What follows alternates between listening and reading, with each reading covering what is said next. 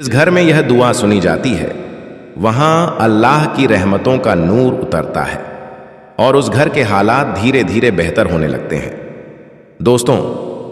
اگر آپ کے دل میں اس وقت کوئی چنتا ہے، گھر میں سکون نہیں ہے یا کمائی میں برکت محسوس نہیں ہو رہی، تو کچھ پل رک کر اس دعا کو ضرور سنیے۔ بہت سے لوگ محنت تو بہت کرتے ہیں، لیکن انہیں لگتا ہے کہ جیسے ان کی محنت میں وہ برکت نہیں آ رہی جس کی امید ہوتی ہے۔ کبھی خرچ بڑھ جاتے ہیں، کبھی گھر کا ماحول بھاری سا لگنے لگتا ہے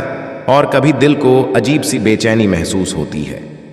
ایسے سمے میں انسان کو سب سے زیادہ ضرورت ہوتی ہے اللہ کے کلام کی۔ یہ دعا قرآن پاک سے لی گئی ایک مبارک دعا ہے۔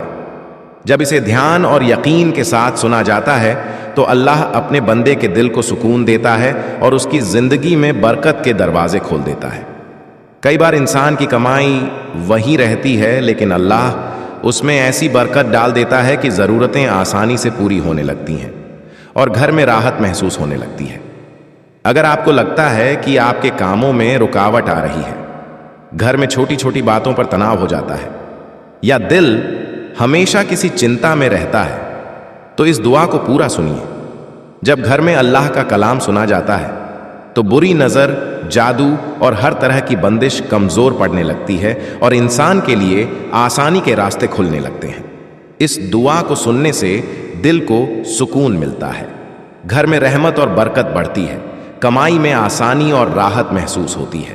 گھر کے ماحول میں محبت بڑھتی ہے اور انسان کے دل سے ڈر اور بے چینی کم ہونے لگتی ہے۔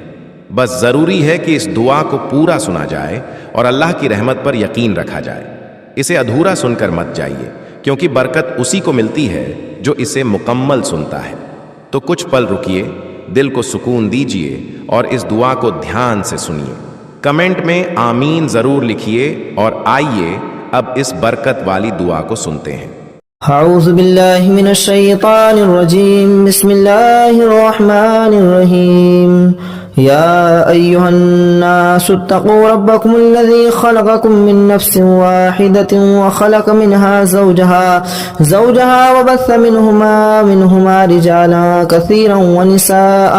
واتقوا الله الذي تساءلون به والأرحام إن الله كان عليكم رقيبا وآتوا اليتامى أموالهم ولا تتبدلوا الخبيث بالطيب ولا تأكلوا أموالهم إلى أموالكم إنه كان حوبا كبيرا وإن خفتم ألا تقسطوا في اليتامى فانكحوا ما طاب لكم من النساء مثنى وثلاث ورباع فإن خفتم ألا تعدلوا فواحدة أو ما ملكت أيمانكم ذلك أدنى ألا تعولوا وآتوا النساء صدقاتهن نحلا فإن تبن لكم عن شيء منه نفسا فكلوا منه نساء مارئا وآتوا النساء صدقاتهن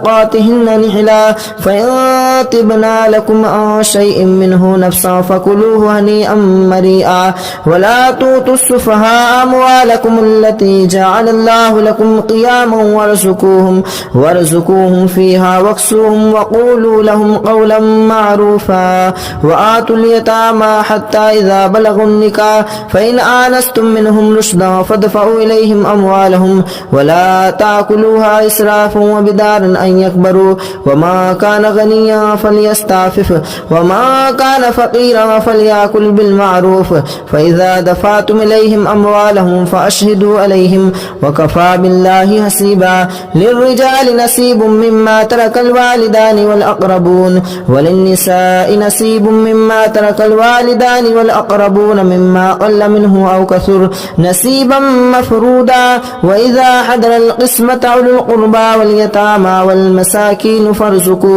فارزقوهم منها واسقوهم وقولوا لهم قولا معروفا وليخشى الذين لو تركوا من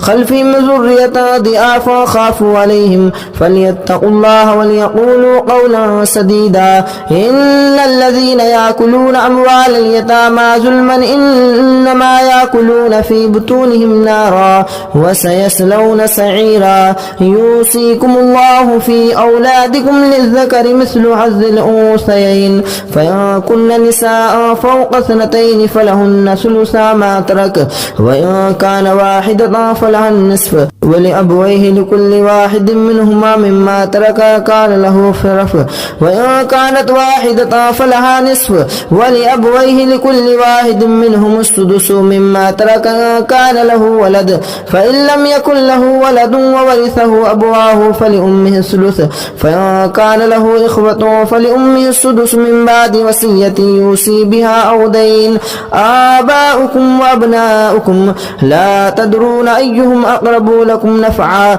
فريدة من الله إن الله كان عليما حكيما ولكم نصف ما ترك أزواجكم إن لم يكن لهن ولد فإن كان لهن ولد فلكم الربع مما تركن من بعد وصية يوصين بها أو دين ولهن الربع مما تركتم إن لم يكن لكم ولد فإن كان لكم ولد فلهن الثمن مما ترك من بعد وصية توصون بها أو دين وإن كان رجل يورث كلالة أو امرأة وله أخ أو أخت فلكل واحد منهم السدس فإن كان له أكثر من ذلك فهم شركاء في الثلث من بعد وصية يوصى بها أو دين غير مضار وصية من الله والله عليم حكيم تلك حدود الله ومن يطع الله ورسوله يدخله جنات تجري من تحتها الأنهار خالدين فيها وذلك الفوز العظيم ومن يرد الله ورسوله ويتعدى حدوده يدخله نارا خالدا فيها وله عذاب مهين واللاتي ياتين الفاحشة من نسائكم فاستشهدوا عليهن 4 منكم فإن شهدوا فأمسكوهن في البيوت حتى يتوفاهن الموت أو يجعل الله لهن سبيلا واللذان ياتيانها منكم فآذوهما فإن تابا وأصلحا فأعرضوا عنهما إن الله كان توابا رحيما إنما التوبة على الله للذين يعملون السوء بجهالة ثم يتوبون من قريب فأولئك يتوب الله عليهم والله كان الله عليما حكيما وليست التوبة للذين يعملون السيئات حتى إذا حضر أحدهم الموت قال إني تبت الآن ولا الذين يموتون وهم كفار أولئك أعتدنا لهم عذابا أليما يا أيها الذين آمنوا لا يحل لكم أن ترثوا النساء كرها ولا تعدلوهن لتذهبوا ببعض ما آتيتموهن إلا أن يأتين بفاحشة مبينة وآشروهن بالمعروف فإن كرهتموهن فعسى أن تكرهوا شيئا ويجعل الله فيه خيرا كثيرا وإن أردتم أن تستبدلوا وإن أردتم استبدال زوج مكان زوج وآتيتم إحداهن قنطارا فلا تأخذوا منه شيئا أتأخذونه بهتانا وإثما مبينا وكيف تأخذونه وقد أفضى بعضكم إلى بعض وأخذنا منكم ميثاقا غليظا ولا تنكحوا ما نكح آباؤكم من النساء إلا ما قد سلف إنه كان فاحشة ومقتا وساء سبيلا حرمت عليكم أمهاتكم وبناتكم وأخواتكم وأماتكم وخالاتكم وبنات الأخ وبنات الأخت وأمهاتكم اللاتي أرضعنكم وأخواتكم من الرضاعة وأمهات نسائكم وربائبكم اللاتي في حجوركم من نسائكم اللاتي دخلتم بهن فإن لم تكونوا دخلتم بهن فلا جناح عليكم وحلائل أبنائكم الذين من أسلابكم وأن تجمعوا بين الأختين إلا ما قد سلف إن الله كان غفورا رحيما والمحسنات من النساء إلا ما ملكت أيمانكم كتاب الله عليكم وأحل لكم ما وراء ذلكم تبتغوا بأموالكم محسنين مسافهين غير مسافهين والمحسنات من النساء إلا ما ملكت أيمانكم كتاب الله عليكم وأحل لكم ما وراء ذلكم تبتغوا بأموالكم محسنين غير مسافهين مكرهين فما استطعتم به منهن فآتوهن أجورهن فريدا ولا جناح عليكم فيما تراضيتم به من بعد الفريضة إن الله كان عليما حكيما ومن لم يستطع منكم طولا أن ينكح المحصنات المؤمنات فمما ملكت أيمانكم من فتياتكم المؤمنات والله أعلم بإيمانكم بعضكم من بعض فانكحوهن بإذن أهلهن وآتوهن أجورهن بالمعروف محسنات غير مسافحات وغير متخذي أخدان فإذا أحسن فإن أتينا بفاحشتهن فعليهن نصف ما على المحسنات من العذاب ذلك لمن خشي الآنة منكم وأن تصبروا خير لكم والله غفور رحيم يريد الله ليبين لكم ويهديكم سنن الذين من قبلكم ويتوب عليكم والله عليم حكيم والله يريد أن يتوب عليكم ويريد الذين يتبعون الشهوات أن تميلوا ميلا عظيما يريد الله أن يخفف عنكم وخلق الإنسان ضعيفا يا أيها الذين آمنوا لا تأكلوا أموالكم بينكم بالباطل إلا أن تكون تجارة عن تراض منكم ولا تقتلوا أنفسكم إن الله كان بكم رحيما ومن يفعل ذلك عدوانا وظلما فسوف نصليه نارا وكان ذلك على الله يسيرا تجتنبوا كبائر ما تنهون عنه نكفر عنكم سيئاتكم وندخلكم مدخلا كريما ولا تتمنوا ما فضل الله به بعضكم على بعض للرجال نصيب مما اكتسبوا وللنساء نصيب مما اكتسبن واسألوا الله من فضله إن الله كان بكل شيء عليما ولكل جعلنا موالي مما ترك الوالدان والأقربون والذين عقدت أيمانكم فآتوهم نصيبهم إن الله كان على كل شيء شهيدا الرجال قوامون على النساء بما فضل الله بعضهم على بعض وبما أنفقوا من أموالهم فالصالحات قانتات حافظات للغيب ما حفظ الله واللاتي تخافون نشوزهن فإذوهن واهجروهن في المضاجع واضربوهن فإن أطعنكم فلا تبغوا عليهن سبيلا إن الله كان عليما كبيرا وإن خفتم شقاق بينهما فبعثوا أحدكم من أهله وحكم من أهلها إن يريدا إصلاحا يوفق الله بينهما إن الله خبير بما تعملون واعبدوا الله ولا تشركوا به شيئا وبالوالدين إحسانا وبذي القربى واليتامى والمساكين والجار ذي القربى والجار ذي الجنب والصاحب بالجنب وابن السبيل وما ملكت أيمانكم إن الله لا يحب ما كان مختالا فخورا الذين يبتغون ويعمرون الناس بالبخل ويكتمون الذين يبخلون ويعمرون الناس بالبخل ويكتمون ما آتاهم الله من فضله وأعتدنا للكافرين عذابا مهينا والذين ينفقون أموالهم رياء الناس ولا يؤمنون بالله ولا باليوم الآخر ومن يكن الشيطان له قريبا فساء قريبا وماذا عليهم لو آمنوا بالله واليوم الآخر وأنفقوا مما رزقهم الله وكان الله بهم عليما إن الله لا يظلم مثقال ذرة وإن تك حسنة يضاعفها ويؤتي من لدنه أجرا عظيما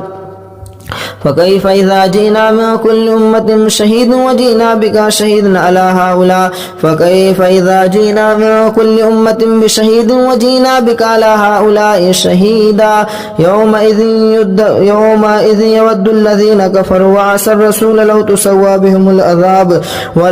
يومئذ يود الذين كفروا وعصوا الرسول لو تسوى بهم الأرض ولا يكتمون الله حديثا يا أيها الذين آمنوا لا تقربوا الصلاة أنتم سكارى فلا حتى تعلموا ما تقولون ولا جنبا إلا آسري سبيله حتى تغتسلوا وإن كنتم مرضى أو على سفر أو جاء أحد منكم من الغائط لو مستم النساء فلم تجدوا ماء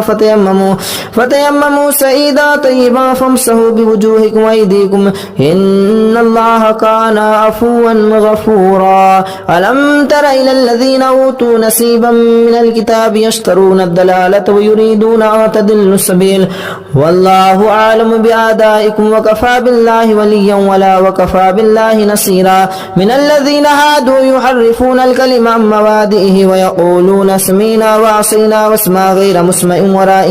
ورائنا ليا بألسنتهم وطعنا في دينهم ولو أنهم قالوا سمعنا وأطعنا واسمع وانظرنا لكان خيرا لهم وأعظم ولكن لعنهم الله بكفرهم فلا يؤمنون إلا قليلا يا أيها الذين أوتوا الكتاب آمنوا بما نزلنا مصدقا لما معكم من قبل أن نطمس وجوها فنردها على أدبارها أو نلعنهم فما لعنا أصحاب السبت وكان أمر الله مفعولا إن الله لا يغفر أن يشرك به ويغفر ما دون ذلك لمن يشاء ومن يشرك بالله فقد افترى إثما عظيما ألم تر إلى الذين يزكون أنفسهم بل الله يزكي من يشاء ولا يظلمون فتيلا انظر كيف يفترون على الله الكذب وكفى به إثما مبينا ألم تر إلى الذين أوتوا نصيبا من الكتاب يؤمنون بالجبت والطاغوت ويقولوا للذين كفروا هؤلاء أهدى من الذين آمنوا سبيلا أولئك الذين لعنهم الله ومن يلعن الله فلا تجد له نصيرا أم لهم نصيب من الملك فإذا لا يؤتون الناس نقيرا أم يحسدون الناس على ما آتاهم الله من فضله فقد آتينا على إبراهيم الكتاب والحكمة وآتيناهم ملكا عظيما فمنهم من آمن به ومنهم من صد عنه وكفى بجهنم سعيرا إن الذين كفروا بآياتنا سوف نسليهم نارا كلما نضجت جلودهم بدلناهم جلودا غيرها هؤلاء فمنهم من آمن به ومنهم من صد عنه وكفى بجهنم سعيرا إن الذين كفروا بآياتنا سوف نسليهم نارا كلما نضجت جلودهم بدلناهم جلودا غيرها ليذوقوا العذاب إن الله كان عزيزا حكيما والذين آمنوا وعملوا الصالحات سندخلهم جنات تجري من تحتها الأنهار خالدين فيها أبدا لهم فيها أزواج مطهرة وندخلهم ذلا ذليلا إن الله يأمركم أن تؤدوا الأمانات إلى أهلها وإذا حكمتم بين الناس أن تحكموا بالعدل إن الله نعم ما يعظكم به إن الله كان سميعا بصيرا يا أيها الذين آمنوا أطيعوا الله وأطيعوا الرسول وأولي الأمر منكم فإن تنازعتم في شيء فردوه إلى الله والرسول إن كنتم تؤمنون بالله واليوم الآخر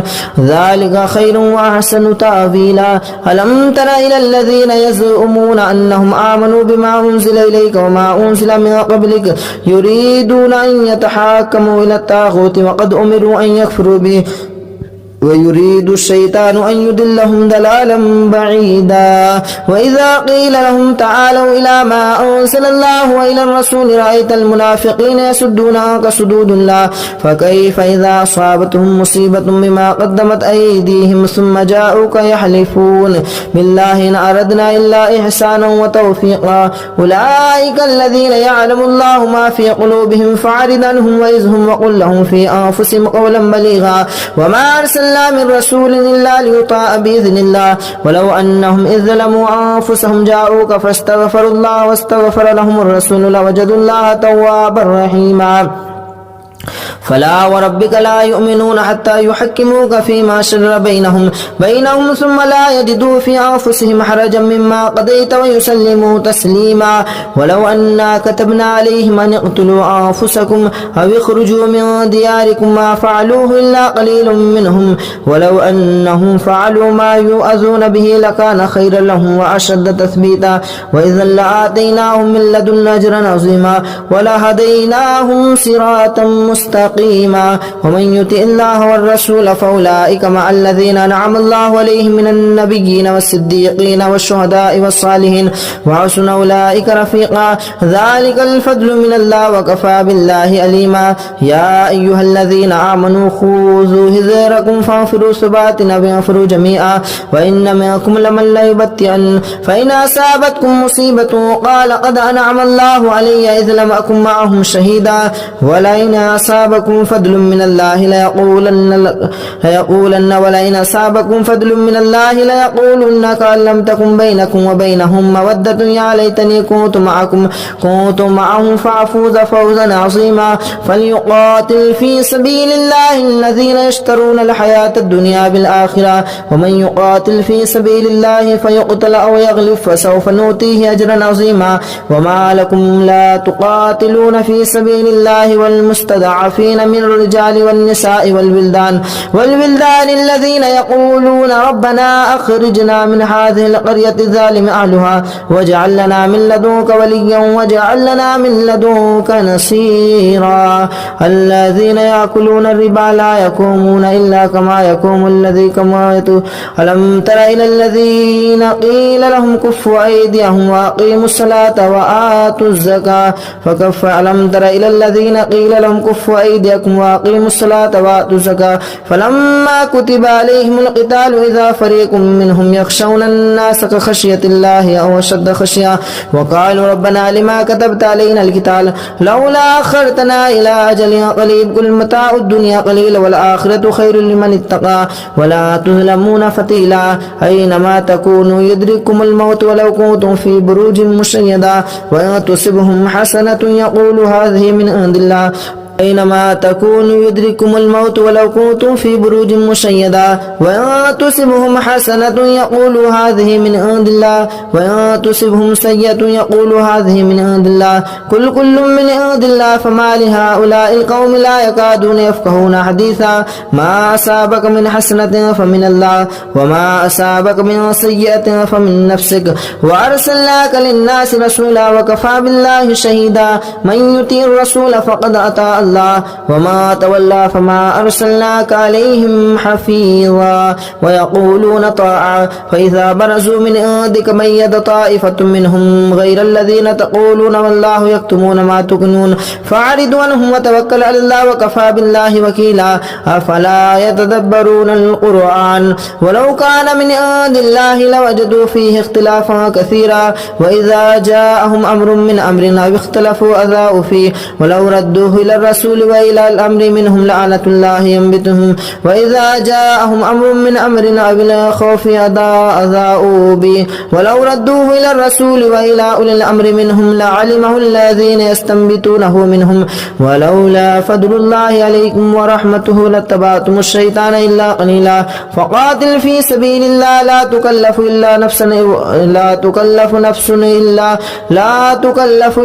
نفسها وحرد المؤمنين عسى الله أن يكف بعث الذين كفروا والله أشد بعثا وأشد تنكيلا من يشفع شفاعة حسنة يكن له نصيب منها ومن يشفع شفاعة سيئة يكن له نصيب منها وكان الله على كل شيء مقيتا وإذا حييتم بتحية فحيوا بأحسن منها أو ردوها إن الله كان على كل شيء حسيبا الله لا إله إلا هو ليجمعنكم إلى يوم القيامة لا ريب فيه ومن أصدق من الله حديثا فما لكم في المنافقين فئتين والله أركسهم بما كسبوا أتريدون أن تهدوا من أضل الله ومن يضلل الله فلا تجد له سبيلا ودوا لو تكفرون كما كفروا فتكونون سواء فلا تتخذوا منهم أولياء حتى يهاجروا في سبيل الله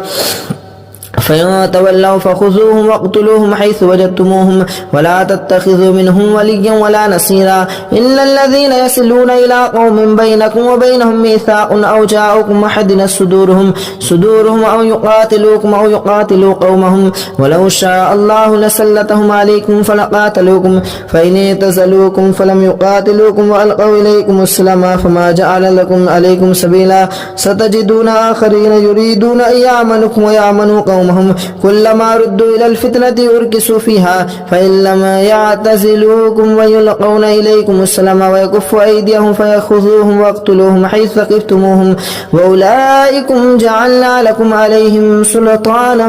مبينا وما كان لمؤمن أن يقتل مؤمنا إلا خطأ وما قتل مؤمنا خطأ فتحرير رقبة مؤمنة ودية مسلمة إلى أهله إلا أن يصدقوا فإن كان من قوم عدو لكم وهو مؤمن فتحرير رقبة مؤمنة وإن كان من قوم بينكم وبينهم ميثاق فدية مسلمة إلى أهله وتحرير رقبة مؤمنة ومن لم يجد شهرين متتابعين توبة من الله والله عليما حكيما ومن يقتل مؤمنا متعمدا فجزاؤه جهنم خالدا فيها وغضب الله عليه ولعنه وأعد له عذابا عظيما يا أيها الذين آمنوا إذا ضربتم في سبيل الله فتبينوا ولا تقولوا لمن ألقى إليكم السلام لست مؤمنا تبتغون عرض الحياة الدنيا فعند الله مغانم كثيرة كذلك كنتم من قبل فمن الله عليكم فتبينوا إن الله كان بما تعملون خبيرا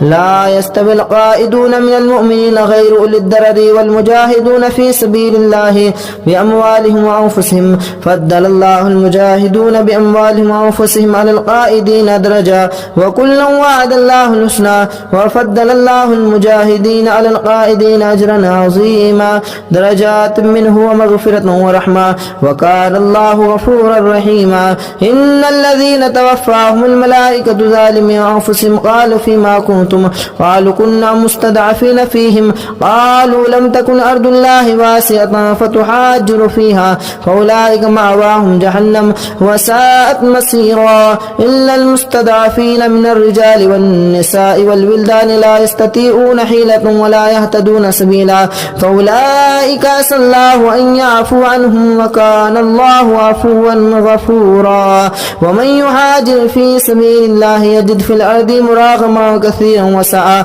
ومن يخرج من بيته مهاجرا لله ورسوله ثم يدركه الموت فقد وقع أجره إلى الله وكان الله غفورا رحيما وإذا ضربتم في الأرض فليس عليكم جناح أن تقتلوا من صدقات وإذا ضربتم في الأرض فليس عليكم جناح أن تقصدوا من أصواتكم إن خفتم أن يفتنكم الذين كفروا إن الكافرين كانوا لكم عدوا مبينا وإذا كنت فيهم فأقمت لهم الصلاة فلتقم طائفة منهم معك وليأخذوا أسلحتهم فإذا سجدوا فليأكلوا من ورائكم ولتأتي طائفة أخرى لم يصلوا فليصلوا عليكم وليأخذوا حذركم وأسلحتكم ود الذين كفروا لو تغفلون عن أسلحتكم وأمتعتكم فيميلون عليكم ميلة واحدة ولا جناح عليكم إن كان بكم أو متم ولا جناح عليكم إن كان بكم أذى من مطر أو كنتم مرضى أن تضعوا أسلحتكم وخذوا حذركم إن الله أعد للكافرين عذابا مهينا فإذا قضيتم الصلاة فاذكروا الله قياما وقعودا وعلى جنوبكم فإذا اطمأننتم فأقيموا الصلاة إن الصلاة كانت على المؤمنين كتابا موقوتا ولا تهنوا في ابتغاء القوم تكونوا تعلمون فإنهم يعلمون كما تعلمون وترجون من الله ما لا يرجون وكان الله عليما حكيما إنا أنزلنا إليك الكتاب الحق لتحكم بين الناس بما أراكم الله ولا تكن للخائنين خصيما واستغفر الله إن الله كان غفورا رحيما ولا تجادل عن الذين يخافون عنهم إن الله لا يحب ما كان خوانا أثيما يستخفون من الناس ولا يستخفون من الله وهو معهم إذ يبيتون ما لا يرضى من القول وكان الله بما يعملون محيطا ها أنتم هؤلاء جادلتم عنهم في الحياة الدنيا فمن يجادل الله عنهم يوم القيامة أم من يكون عليهم وكيلا ومن يعمل سواء أو يظلم نفسه ثم يستغفر الله يجد الله غفورا رحيما ومن يكسب فإنما يكسبه على نفسه وكان الله عليما حكيما ومن يكسب خطيئة أو إثما ثم يوم به بريء منهم فقد احتمل بهتانا وإثما مبينا ولولا فضل الله عليك ورحمته لحمت طائفة منكم أن يضلوك وما يضلون إلا أنفسهم وما يضرون من شيء وأنزل الله عليك الكتاب والحكمة وعلمك ما لم تكن تعلم وكان فضل الله عليك عظيما لا خير في كثير من نجواهم إلا من أمر بصدقة أو معروف أو إصلاح بين الناس ومن يفعل ذلك ابتغاء مرضات الله فسوف نؤتيه أجرا عظيما ومن يشاقق الرسول من بعد ما تبين لهم الهدى ويتبع غير سبيل المؤمنين نوله ما تولى ونصليه جهنم وساءت مصيرا إن الله لا يغفر أن يشرك به ويغفر ما دون ذلك لمن يشاء ومن يشرك بالله فقد ضل ضلالا بعيدا إن يدعون من دونه إلا إناثا وإن يدعون إلا شيطانا مريدا لعنه الله وقال أتخذن من عبادك نصيبا مفرودا ولأضلنهم ولأمنينهم ولآمرنهم فليبتكن آذان الأنعام ولآمرنهم فلا يغيرن خلق الله ومن يتخذ الشيطان وليا من دون الله فقد خسر خسرانا مبينا يعدهم ويمنيهم وما يعدهم الشيطان إلا غرورا أولئك مأواهم جهنم ولا يجدون لها مهيصا والذين آمنوا وعملوا الصالحات سندخلهم جنات تجري من تحتها الأنهار خالدين فيها أبدا وعد الله حقا ومن أصدق من الله قيلا ليس بأمانيكم ولا أماني أهل الكتاب من يعمل سوءا يجز به ولا يجد له من دون الله وليا ولا نصيرا ومن يعمل من الصالحات من ذكر أو أنثى وهو مؤمن فأولئك يدخلون الجنة ولا يظلمون نقيرا ومن أحسن دينا ممن أسلم وجهه لله وهو محسن واتبع ملة إبراهيم حنيفا واتخذ الله إبراهيم خليلا ولله ما في السماوات وما في الأرض وكان الله بكل شيء محيطا ويستفتونك في النساء قل الله يفتيكم فيهن وما يتلى عليكم في الكتاب في يتامى النساء اللاتي لا تؤتونهن ما كتب لهن وترغبون وتنكحوهن والمستضعفين من الولدان وتقوموا لليتامى بالقسط وما تفعلوا من خير فإن الله كان به عليما وإن امرأة خافت من بالها نشوزا أو إيرادا فلا جناح عليهما أن يصلحا بينهما صلحا والصلح خير وأهدرت الأنفس الشح وأن تحسنوا وتتقوا فإن الله كان بما تعملون خبيرا ولا تستطيعوا تعدلوا بين النساء ولو حرصتم فلا تميلوا كل الميل فتذروها كالمعلقة وأن تصلحوا وتتقوا فإن الله كان غفورا رحيما وإن يتفرقا يغني الله كلا من سعته وكان الله واسعا حكيما ولله ما في السماوات وما في الأرض ولقد وصينا الذين أوتوا الكتاب من قبلكم وإياكم أن اتقوا الله وأن تكفروا فإن لله ما في السماوات وما في الأرض وكان الله غنيا حميدا ولله ما في السماوات وما في الأرض وكان الله وكفى بالله وكيلا إن يشاء يذهبكم أيها الناس ويأتي بآخرين وكان الله على ذلك قديرا ما كان يريد ثواب الدنيا فنعم الله ثواب الدنيا والآخرة ما كان يريد ثواب الدنيا فعند الله ثواب الدنيا والآخرة وكان الله سميعا بصيرا يا أيها الذين آمنوا كونوا قوامين بالقسط شهداء لله ولو على أنفسكم أو الوالدين والأقربين إن يكن غنيا أو فقيرا فالله أولى بهما فلا تتبعوا الهوى وتعدلوا وأن تلفوا أو تردوا فإن الله كان بما تعملون خبيرا يا أيها الذين آمنوا بالله ورسوله والكتاب الذي نزل على رسوله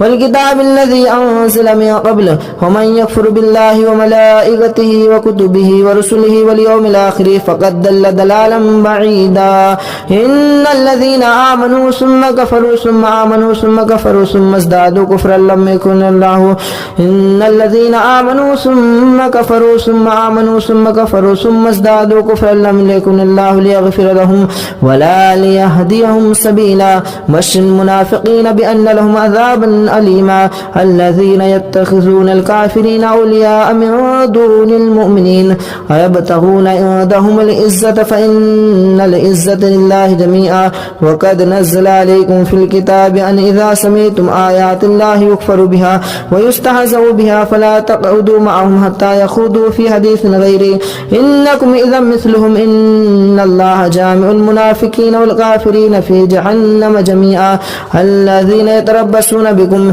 فإن كان لكم فتح من الله قالوا ألم نكن معكم وإن كان الكافر نصيب قالوا ألم نستحوذ عليكم ونمنعكم من المؤمنين فالله يحكم بينكم يوم القيامة ولن يجعل الله للكافرين على المؤمنين سبيلا. إن المنافقين يخادعون الله وهو خادعهم وإذا قاموا إلى الصلاة قاموا كسالى يراءون الناس ولا يذكرون الله إلا قليلا مذبذبين بين ذلك لا إله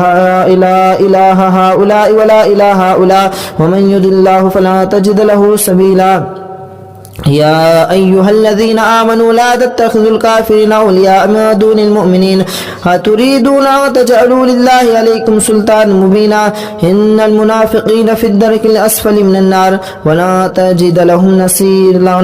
لهم نصيرا إلا الذين تابوا وأصلحوا واعتصموا بالله وأخلصوا دينهم لله فأولئك مع المؤمنين وسوف يؤتيهم الله مؤمنين أجرا عظيما. ما يفعل الله بعذابكم إن شكرتم وآمنتم وكان الله شاكرا عليما. لا يحب الله الجهر بالسوء من القول إلا من ظلم وكان الله سميعا عليما. إن تبدوا خيرا أو تخفوه أو تعفوا عن سوء فإن الله كان عفوا قديرا. إن الذين يكفرون بالله ورسله ويريدون أن يفرقوا بين الله ورسله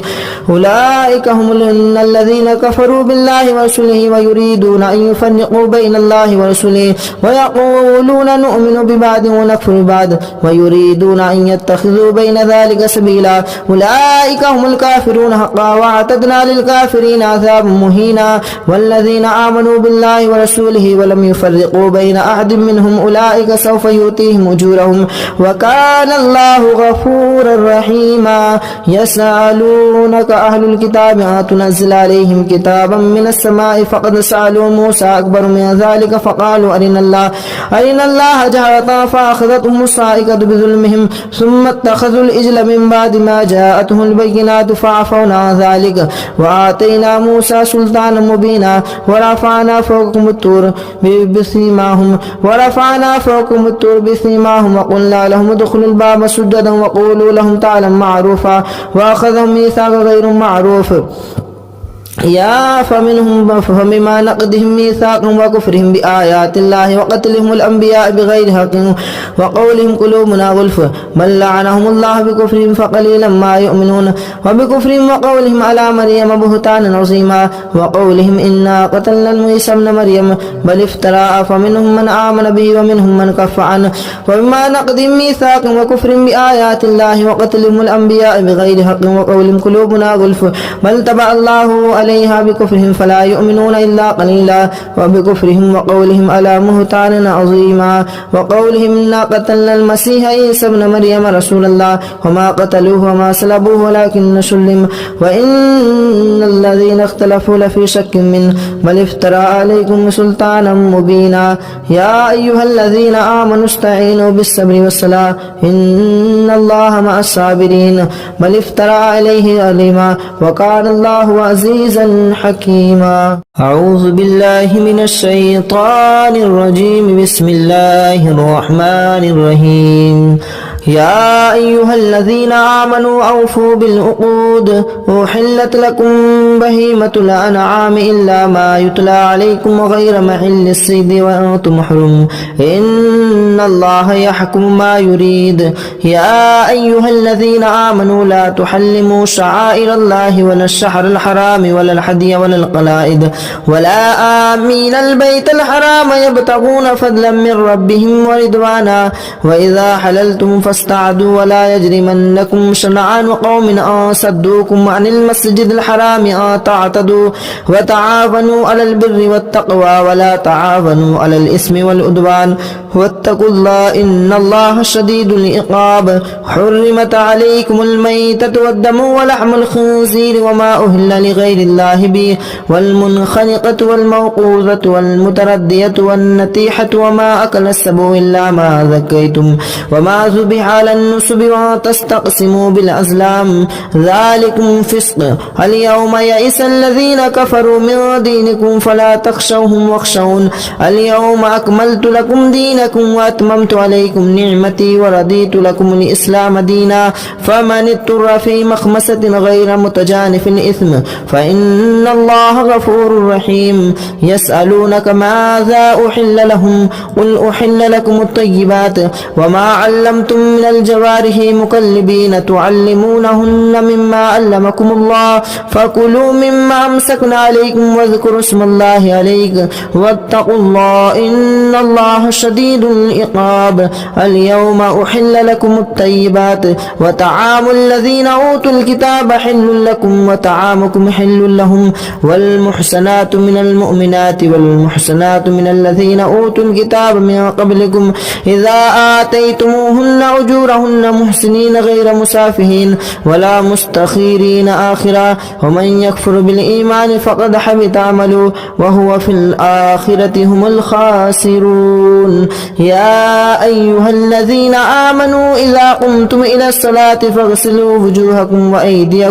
وأيديكم إلى المرافق وامسحوا برؤوسكم وأرجلكم إلى الكعبين وإن كنتم جنبا فطهروا وإن كنتم مرضى أو على سفر خير لكم من الغيام أو لمسكنكم النساء فلم تجدوا ماء فتيمموا صعيدا طيبا فامسحوا بوجوهكم وأيديكم ما يريد الله ليجعل عليكم من حرج ولكن يريد ليطهركم وليتم نعمته عليكم لعلكم تشكرون واذكروا نعمة الله عليكم وميثاقه الذي واثقكم به إذ قلتم سمعنا وأطعنا واتقوا الله إن الله عليم بذات الصدور يا أيها الذين آمنوا كونوا قوامين لله شهداء بالقسط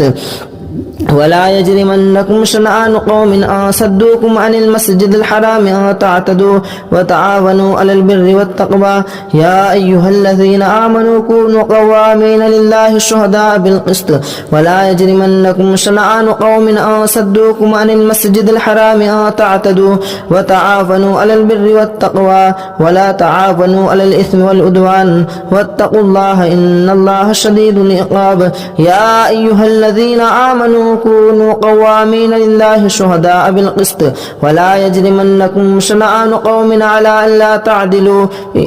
اعدلوا هو أقرب للتقوى واتقوا الله إن الله خبير بما تعملون وعد الله الذين آمنوا وعملوا الصالحات لهم مغفرة وأجر عظيم والذين كفروا وكذبوا بآياتنا أولئك أصحاب الجحيم يا أيها الذين آمنوا اذكروا نعمة الله عليكم إذ هم قوم أن يبسطوا إليكم أيديهم فكف أيديهم عنكم واتقوا الله وعلى الله فليتوكل المؤمنون ولقد أخذ الله ميثاق بني إسرائيل وبعثنا منهم 12 نقيبا وقال الله إني معكم لئن أقمتم الصلاة وآتيتم الزكاة وآمنتم برسلي وأزرتموهم وأقرضتم الله قرضا حسنا لأكفر عنكم سيئاتكم ولأدخلنكم جنات تجري من تحتها الأنهار فما كفر بعد ذلك منكم فقد ضل سواء السبيل وبما فبما نقضهم ميثاقهم لعناهم وجعلنا قلوبهم قاسية يحرفون الكلم عن مواضعه ونسوا حظا مما ذكروا به ولا يجرمنكم أن تطهروا ولا تزالوا تطلعوا على خاناتكم منكم إلا قليلا منهم فاعفوا عنهم واستغفروا لهم إن الله يحب المحسنين. ومن الذين قالوا إنا نصارى أخذنا ميثاقهم فنسوا حظا مما ذكروا به فأغرينا بينهم العداوة والبغضاء إلى يوم القيامة وسوف ينبئهم الله بما كانوا يصنعون. يا أهل الكتاب قد جاءكم رسولنا يبين لكم كثيرا مما كنتم تخفون من الكتاب ويعفو عن كثير قد جاءكم من الله نور وكتاب مبين يهدي به الله من اتبعه هدى رضوانه سبلا ويخرجنكم من الظلمات إلى النور بإذن ربهم ويهديهم إلى صراط مستقيم. لقد كفر الذين قالوا إن الله هو المسيح ابن مريم قل فمن يملك من الله شيئا إن أراد بكم أو أراد بكم مثلا لقد كفر الله قالوا إنه هو السميع العليم قل من يملك من السماء شيئا إلا أن أراد أن يهلي من المرسينة لقد كفر الذين قالوا إن الله هو المسيح ابن مريم قل فمن يملك من الله شيئا إن أراد أن يهلك المسيح ابن مريم وأمه وما في الأرض جميعا ولله ملك السماوات والأرض وما بينهما يخلق ما يشاء والله على كل شيء قدير.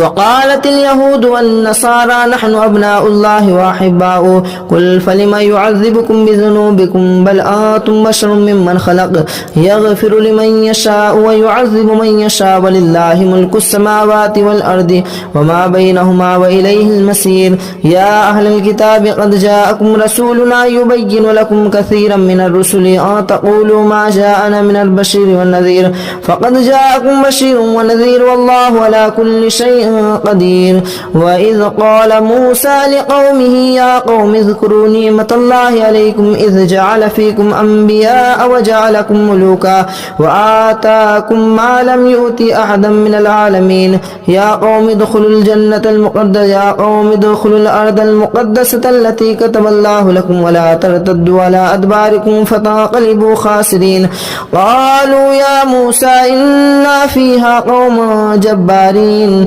وإنا لن ندخلها حتى يخرجنا منها فإن يخرجنا منها فإنا داخلون. قال رجلان من الذين يخافون نعم الله عليهم ادخلوا عليهم الباب فإذا دخلتموه فإنكم غالبون وعلى الله فليتوكلوا إن كنتم مؤمنين. قالوا يا موسى إنا لن ندخلها أبدا ما داموا فيها فادخلوا أنت وداخلون. قالوا يا موسى إنا لن ندخلها أبدا ما داموا فيها فاذهب أنت وربك فقاتلا إنا هنا قائدون. قال رب إني لا أملك إلا نفسي وأخي فافرق بيننا وبين القوم الفاسقين. قال فإنها محرمة عليهم 40 سنة يتيهون في الأرض فلا تأس على القوم الفاسقين. واتل عليهم نبأ ابني آدم بالحق إذ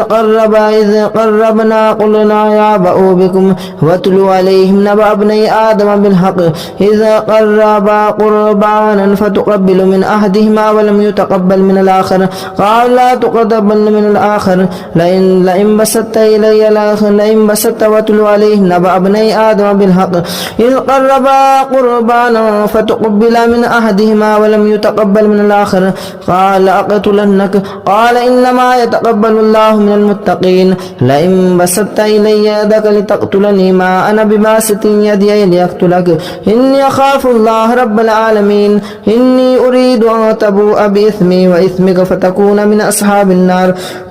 وذلك جزاء الظالمين. فتوأت له نفسه قتل أخيه فقتله فأصبح من الخاسرين. فبعث الله غربانا يبعث في الأرض ليريه كيف يواري سوءة أخيه قال يا ويلتى أعجزت أن أكون مثل هذا الغراب فأواري سوءة أخيه فأصبح من النادمين. من أجل ذلك كتبنا على رسله إلى إبراهيم كتبنا على بني إسرائيل أنه ما قتل نفسا بغير نفس أو فساد في الأرض فكأنما قتل الناس جميعا ومن أحياها فكأنما أحيا الناس جميعا ولقد جاءتهم رسلنا بالبينات ثم إن كثيرا منهم بعد ذلك لمفسدون إنما جزاء الذين يحاربون الله ورسوله ويسعون في الأرض فسادا أن يقتلوا أو يسلبوا أو تقطع أيديهم وأرجلهم من خلاف أو ينفوا من الأرض ذلك لهم خزي في الدنيا وهم في الآخرة عذاب عظيم إلا الذين تابوا من بعد ذلك تقدروا عليهم فاعلموا أن الله غفور رحيم يا أيها الذين آمنوا اتقوا الله وابتغوا إليه الوسيلة وجاهدوا في سبيله لعلكم تفلحون إن الذين كفروا لو أن لهم ما في الأرض جميعا ومثله معه لافتدوا به من عذاب يوم القيامة ما تقبل منهم ولهم عذاب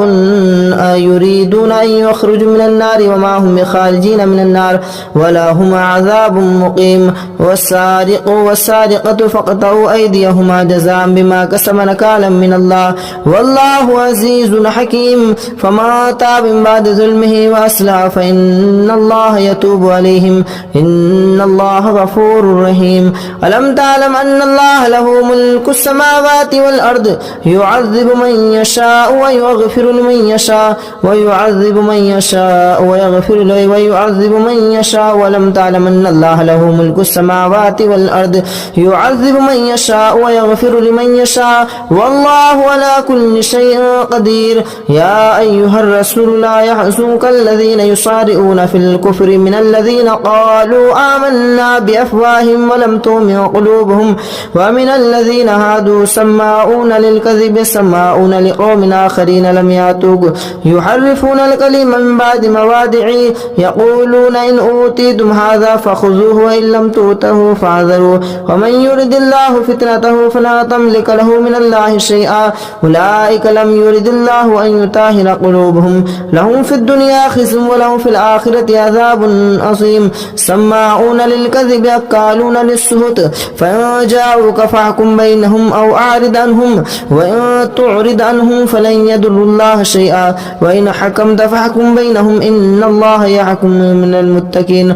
وكيف يحكمونك وعندهم التوراة فيها حكم الله ثم يتولون من بعد ذلك وما أولئك بالمؤمنين إنا أنزلنا التوراة فيها هدى والنور يحكم بها النبيون الذين أسلموا للذين هادوا والربانيون والأحبار بما استحفظوا من كتاب الله وكانوا عليه شهداء فلا تخشوا الناس واخشوني ولا تشتروا بآياتي ثمنا قليلا ومن لم يحكم بما أنزل الله فأولئك هم الكافرون وكتبنا عليهم فيها أن النفس بالنفس والعين بالعين والأنف بالأنف والأذن بالأذن والسن بالسن والجروح قصاص فما تصدق به فهو خير كفارة الله ومن لم يحكم بما أنزل الله فأولئك هم الظالمون وقفينا على آثارهم بعيسى ابن مريم مصدقا لما بين يديه من التوراة وآتيناه الإنجيل فيه هدى والنور ومصدقا لما بين يديه من التوراة وهدى وموعظة للمتقين وليحكم أهل الإنجيل بما أنزل الله فيه ومن لم يحكم بما أنزل الله فأولئك هم الفاسقون وأنزلنا إليك الكتاب بالحق مصدقا لما بين يديه من الكتاب ومهيمنا عليه فاحكم بينهم بما أنزل الله ولا تتبعوا أهواءهم أما جاءك من الحق لكل جعلنا منكم إشرة ومنهاجا ولو شاء الله لجعلكم أمة واحدة ولكن يربص بكم ولو شاء الله لجعلكم أمة واحدة ولكن ليبلوكم فيما آتاكم فاستبقوا الخيرات إلى الله مرجعكم جميعا فينبئكم بما كنتم فيه تختلفون وأن يحكم بينهم بما أنزل الله ولا تتبع أهواءهم وحذرهم أن يفتنون عن بعد ما أنزل الله إليك فإن توليتم فاعلموا أنما يريد الله أن يصيبكم الله ببعضه ذنوبهم وإن كثيرا من الناس لفاسقون أفحكم الجاهلية يبغون ومن أحسن من الله حكما لقوم يوقنون يا أيها الذين آمنوا لا تتخذوا اليهود والنصارى أولياء بعضهم أولياء بعض ومن يتولهم منكم فإنه بهم إن الله لا يهدي القوم الفاسقين فترى الذين في قلوبهم مرض يسارعون فيهم يقولون نخشى أن تصيبهم دائرة فعسى الله أن يأتي بالفتح وأمر بأمره فيصيب الله من يشاء ويشاء فترى الذين في قلوبهم مرض يسارعون فيهم يقولون نخشى أن تصيبنا دائرة فعسى الله أن يأتي بالفتح أو أمر من عنده فيصبحوا على ما أسروا في أنفسهم نادمين ويقول الذين آمنوا هؤلاء الذين أقسموا بالله جهد أيمانهم إنهم لمعكم حبطت أعمالهم فأصبحوا خاسرين يا أيها الذين آمنوا من يرتد منكم عن دينه فسوف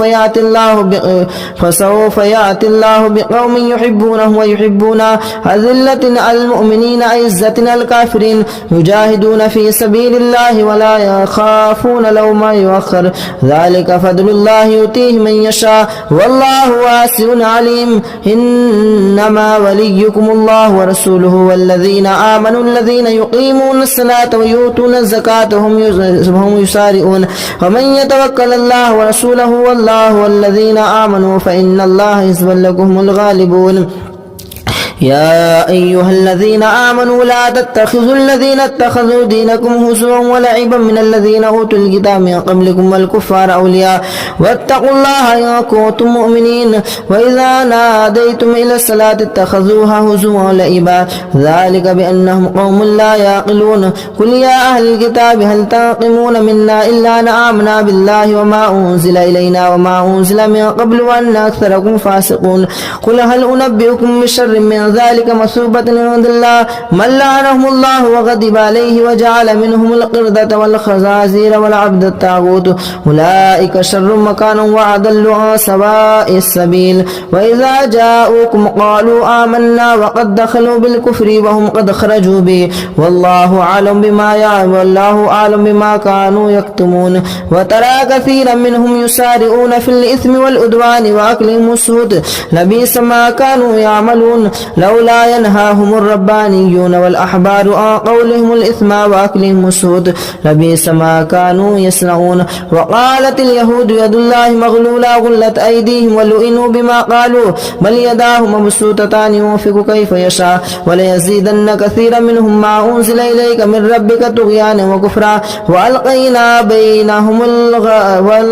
بينهم العداوة والبغضاء إلى يوم القيامة كلما أوقدوا نارا للحرب أطفأ الله ويسعون في الأرض فسادا والله لا يحب المفسدين ولو أن أهل الكتاب آمنوا واتقوا لكفرنا عنهم سيئاتهم ولأدخلنهم جنات تجري من تحتها الأنهار ولو أنهم أقاموا الصلاة والإنجيل وما أنزل الله إليك من ربهم لأكلوا من فوقهم ومن تحت أرجلهم منهم أمة مقتصدة وكثير منهم ساء ما كانوا يعملون يا أيها الرسول بلغنا ما أنزل إليك من ربك وإن لم تفعل فما بلغت رسالته والله يعصمك من الناس إن الله لا يهدي القوم الكافرين قل يا أهل الكتاب لا تنكمون قل يا أهل الكتاب لستم على شيء حتى تقاتلوا التوراة والإنجيل وما أنزل إليكم من ربكم ويزيد الذين كثيرا منهم ما أنزل إليك من ربك طغيانا وكفرا فلا تأس على القوم الكافرين إن الذين آمنوا والذين هادوا والسابئون والنصارى من آمن بالله واليوم الآخر وعمل صالحا فلهم أجرهم عند ربهم ولا خوف عليهم ولا إن الذين آمنوا والذين هادوا والسابئون والنصارى من آمن بالله واليوم الآخر وعمل صالحا فلا خوف خوف عليهم ولا هم يحزنون لقد أخذنا ميثاق بني إسرائيل وأرسلنا إليهم رسلا كلما جاءهم رسول بما لا تهوى أنفسهم فريقا كذبوا وفريقا يقتلون وحسبوا ألا تكون فتنة فجمعوا وسموا إلى الله تعالى عليهم ثم عموا وسموا كثيرا منهم والله بصير بما يعملون لقد كفر الذين قالوا إن الله هو المسيح ابن مريم وقال المسيح يا بني إسرائيل اعبدوا الله ربي وربكم إنه من يشرك بالله فقد حرم الله عليه الجنة ومأواه النار وما للظالمين من أنصار لقد كفر الذين قالوا إن الله ثالث ثلاثة وما من إله إلا إله واحدا وإن لم ينتهوا أما كانوا ليمسن الذين كفروا منهم عذاب أليم أفلا يتوبون إلى الله ويستغفرون والله غفور رحيم ما المسيح ابن مريم إلا رسول قد خلت من قبله الرسل وأمه صديقة كان يأكلان الطعام انظر كيف نبين لكم الآيات ثم انظر أنا يؤفكون قل أتعبدون من دون الله ما لا يملك لكم ضرا ولا نفعا والله هو السميع العليم قل يا أهل الكتاب لا تغلوا في دينكم غير الحق ولا تتبعوا أهواء قوم قد ضلوا من قبل وأضلوا كثيرا وأضلوا عن سواء السبيل لعن الذين كفروا من بني إسرائيل على لسان داود وعيسى ابن مريم ذلك بما عصوا وكانوا يعتدون كانوا لا يتناهون عن منكر فعلوا لبئس ما كانوا يفعلون ترى كثيرا منهم يتولون الذين كفروا لبئس ما قدمت لهم أنفسهم سخط الله عليهم وفي العذاب هم خالدون ولو كانوا يؤمنون بالله والنبيين وما أنزل إليهم ما اتخذوهم أولياء ولكن كثيرا منهم فاسقون لتجدن أشد الناس على عداوة الذين آمنوا الهدى والذين أشركوا ولتجدن أقربهم مودة للذين آمنوا الذين قالوا إنا نصارى ذلك بأنهم منهم قسيسين ورهبانا وأنهم لا يستكبرون يا أيها الذين آمنوا لا يستكبرون وإذا سمعوا ما أنزل إلى الرسول ترى أعينهم تفيض من الدم مما عرفوا من الحق يقولون ربنا آمنا فاكتبنا مع الشاهدين وما لنا لا نؤمن بالله وما جاءنا من الحق ونطمع أن يدخلنا ربنا مع القوم الصالحين فأثابهم الله بما قالوا جنات تجري من تحتها الأنهار خالدين فيها وذلك جزاء المحسنين والذين كفروا وكذبوا بآياتنا أولئك أصحاب الجحيم يا أيها الذين آمنوا لا تحرموا طيبات ما أحل الله لكم ولا تعتدوا إن الله لا يحب المعتدين وكلوا مما رزقكم الله حلالا طيبا واتقوا الله الذي أنتم به مؤمنون لا يؤاخذكم الله باللغو في أيمانكم ولكن يؤاخذكم بما عقدتم الأيمان فكفارته إطعام 10 مساكين من أوسط ما تطعمون أهليكم أو كسوتهم أو تحرير رقبة فمن لم يجد فصيام 3 أيام ذلك كفارة أيمانكم إذا حلفتم واحفظوا أيمانكم كذلك يبين الله لكم آياته لعلكم تشكرون يا أيها الذين آمنوا إنما الخمر والميسر والأنصاب والأزلام رجس من عمل الشيطان فاجتنبوه لعلكم تفلحون إنما يريد الشيطان أن يوقع بينكم العداوة والبغضاء في الخمر والميسر ويصدكم عن ذكر الله وعن الصلاة فهل أنتم منتهون وأطيعوا الله وأطيعوا الرسول واحذروا فإن توليتم فاعلموا أنما على رسولنا البلاغ المبين ليس عليكم جناح أن تبتغوا فضلا من ربكم ليس على الذين آمنوا وعملوا الصالحات جناح فيما طعموا إذا ما اتقوا وآمنوا وعملوا الصالحات ثم اتقوا وآمنوا ثم اتقوا وأحسنوا والله يحب المحسنين يا أيها الذين آمنوا ليبلونكم الله بشيء من الصيد تناله أيديكم ورماحكم ليعلم الله من يخافه بالغيب فمن اعتدى بعد ذلك فله عذاب أليم يا أيها الذين آمنوا لا تقتلوا الصيد وأنتم حرم وما قتله منكم متعمدا واحدا فجزاء مثل ما قتل من النعيم يحكم به ذوى عدل منكم هديا بالغ الكعبة وكفارة طعام مساكين وعدل ذلك صياما ليذوق وبال أمره عفى الله عما أسلف ومن عاد فينتقم الله منه والله عزيز ذو انتقام أحل لكم صيد البحر وطعامه متاعا لكم وللسير وحرم عليكم أهل لكم ليلة الصيام الرفث أحل لكم صيد البحر وطعامه متاعا لكم وللسيارة وحرم عليكم صيد البر ما دمتم حرما واتقوا الله الذي إليه تهشرون جعل الله الكعبة البيت الحرام قياما للناس والشهر الحرام والهدي والقلائد ذلك لتعلموا أن الله يعلم ما في السماوات وما في الأرض وأن الله بكل شيء عليم اعلموا أن الله شديد العقاب وأن الله غفور رحيم ما على الرسول إلا البلاغ والله يعلم ما تبدون ما تكتمون قل لا يستوي الخبيث والطيب ولو أعجب كثرة الخبيث فاتقوا الله يا أولي الألباب لعلكم تفلحون يا أيها الذين آمنوا لا تسألوا عن أشياء تبد لكم ما تسوكم ولا تسألوا عنها حين ينزل القرآن تبد لكم عفى الله عنها والله غفور حليم قد سألها قوم من قبلكم ثم أصبحوا بها كافرون ما جعل الله من بحيرة ولا سائبة ولا وسيلة ولا حام ولكن الله كفروا يفعلون ما الكذبين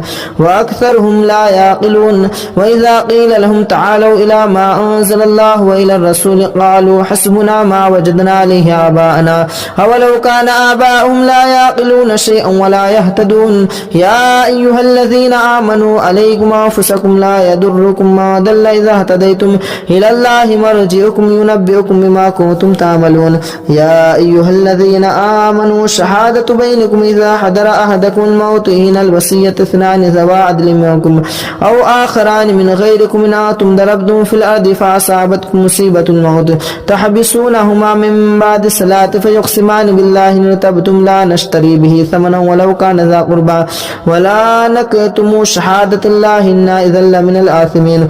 فإن أثر على أنه مستحق إثما فآخران يقومان مقامهما من الذين استحق عليهم الأوليان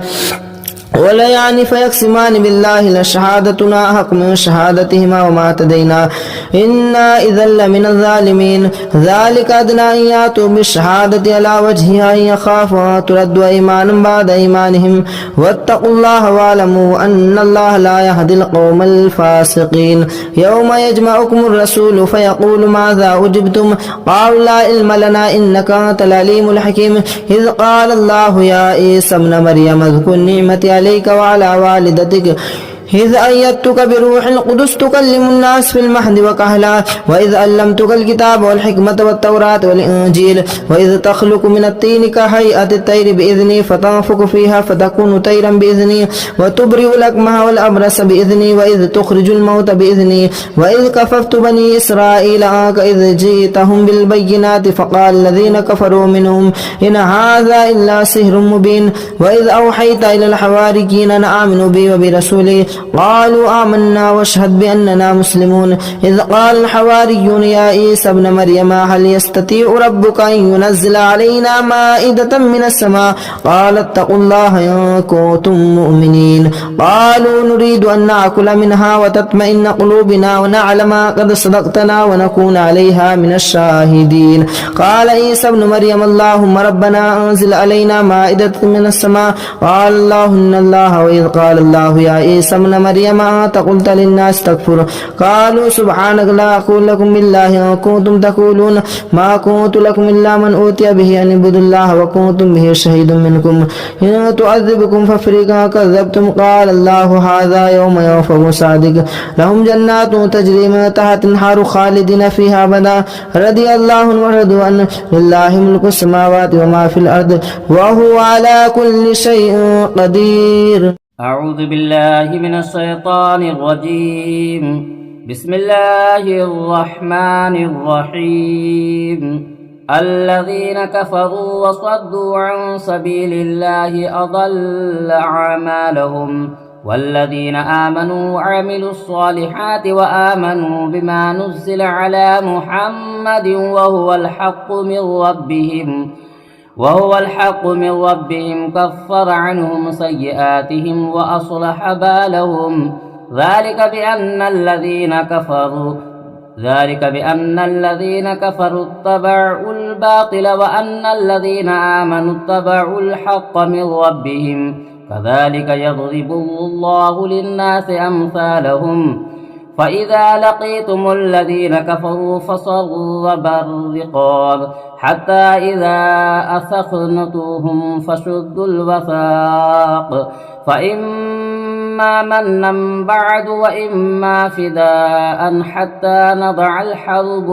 أوزارها ذلك ولو يشاء الله لانتصر منهم ولكن ليبلو بعضهم ببعض والذين قتلوا في سبيل الله فلن يضل أعمالهم سيهديهم ويصلح بالهم ويدخلهم الجنة أرفها لهم يا أيها الذين آمنوا إن تنصروا الله ينصركم ويثبت أقدامكم والذين كفروا فتعسا لهم وأضل أعمالهم ذلك بأنهم كرهوا ما أنزل الله فأحبط أعمالهم أفلم يسيروا في الأرض فينظروا كيف كان عاقبة الذين من قبلهم دمر الله عليهم وللكافرين أمثالها ذلك بأن الله مولى الذين آمنوا وأن الكافرون لمولى لهم إن الله يدخل الذين آمنوا وعملوا الصالحات جنات تجري من تحتها الأنهار والذين كفروا يتمتعون ويأكلون كما تأكل الأنعام والنار مثوى لهم وكأي من قرية هي أشد قوة من قريتك التي أخرجت أهلكناهم فلا ناظر لهم أفمن كان على بينة من ربه كمن زين له سوء عمله واتبعوا أهواءهم مثل الجنة التي وعد المتقون فيها أنهار من ماء غير آس وأنهار من لبن لا يغير أعمالهم وأنهار من خمرة لذة للشاربين ونحار من عسل مصفى ولهم فيها من كل الثمرات ومغفرة من ربهم كمن هو خالد في النار وسقوا ماء حميما فقطع أمعاءهم ومنهم من يستمع إليك حتى إذا خرجوا من عندك قالوا للذين أوتوا العلم ماذا قال آنفا أولئك الذين طبع الله على قلوبهم واتبعوا أهواءهم والذين اهتدوا زادهم هدى وآتاهم تقواهم فهل ينظرون إلا الساعة أن تأتيهم بغتة فقد جاء صراطها فأنى لهم إذا جاءتهم ذكراهم فاعلم أنه لا إله إلا هو واستغفر لذنبك وللمؤمنين والمؤمنات والله يعلم متقلبكم ومثواكم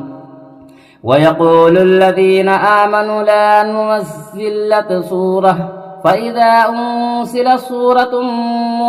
محكمة وذكر فيها القتال رأيت الذين في قلوبهم مرض ينظرون إليك النظر المغشية عليهم من الموت فأولى لهم طاعة وقول معروف فإذا عزم الأمر فلو صدقوا الله لكان خيرا لهم فهل عسيتم إن توليتم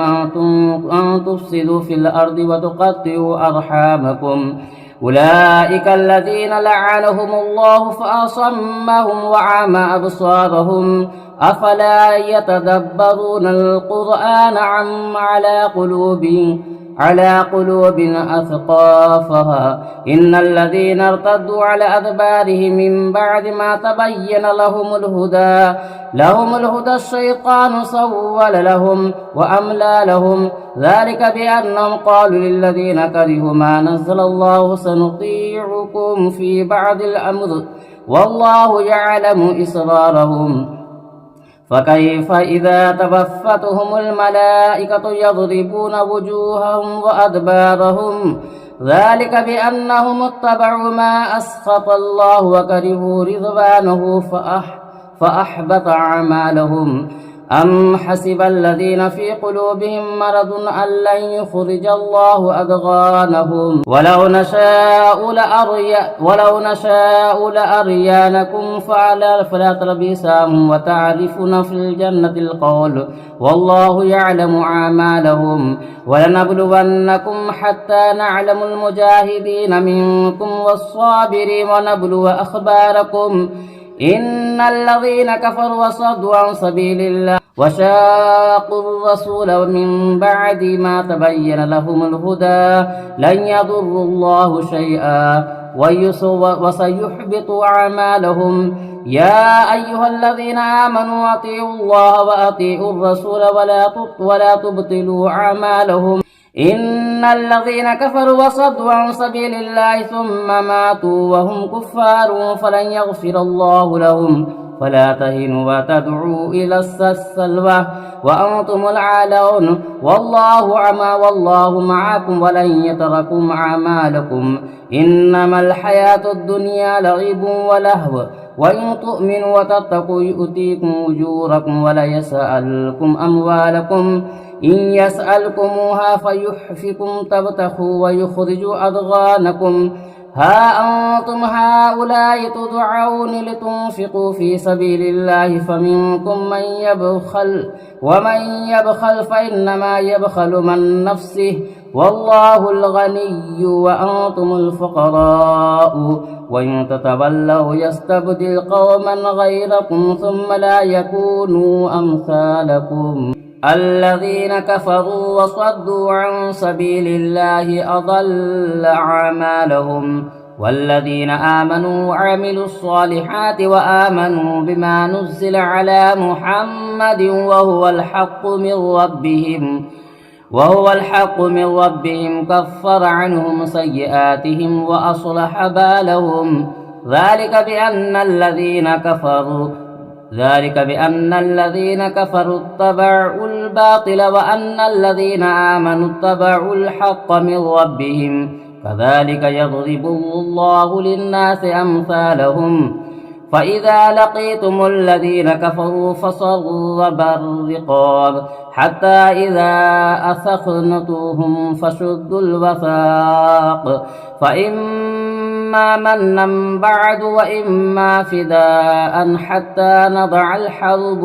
أوزارها ذلك ولو يشاء الله لانتصر منهم ولكن ليبلو بعضهم ببعض والذين قتلوا في سبيل الله فلن يضل أعمالهم سيهديهم ويصلح بالهم ويدخلهم الجنة أرفها لهم يا أيها الذين آمنوا إن تنصروا الله ينصركم ويثبت أقدامكم والذين كفروا فتعسا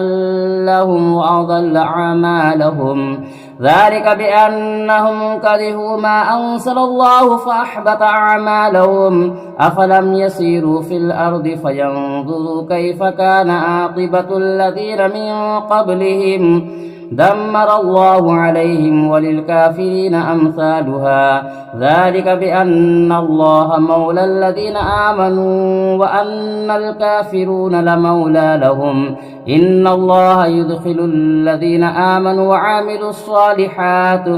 وعملوا الصالحات جنات تجري من تحتها الأنهار والذين كفروا يتمتعون ويأكلون كما تأكل الأنعام والنار مثوى لهم وكأي من قرية هي أشد قوة من قريتك التي أهلكناهم فلا ناظر لهم أفمن كان على بينة من ربه كمن زين له سوء عمله واتبعوا أهواءهم مثل الجنة التي وعد المتقون فيها أنهار من ماء غير آس وأنهار من لبن لا يغير أعمالهم وأنهار من خمرة لذة للشاربين وأنهار من عسل مصفى ولهم فيها من كل الثمرات ومغفرة من ربهم كمن هو خالد في النار وسقوا ماء حميما فقطع أمعاءهم ومنهم من يستمع إليك حتى إذا خرجوا من عندك قالوا للذين أوتوا العلم ماذا قال آنفا أولئك الذين طبع الله على قلوبهم واتبعوا أهواءهم والذين اهتدوا زادهم هدى وآتاهم تقواهم فهل ينظرون إلا الساعة أن تأتيهم بغتة فقد جاء أشراطها فأنى لهم إذا جاءتهم ذكراهم فاعلم أنه لا إله إلا هو واستغفر لذنبك وللمؤمنين والمؤمنات والله يعلم متقلبكم ومثواكم ويقول الذين آمنوا لا ننزل سورة فإذا أنزلت سورة محكمة وذكر فيها القتال رأيت الذين في قلوبهم مرض ينظرون إليك النظر المغشية عليهم من الموت فأولى لهم طاعة وقول معروف فإذا عزم الأمر فلو صدقوا الله لكان خيرا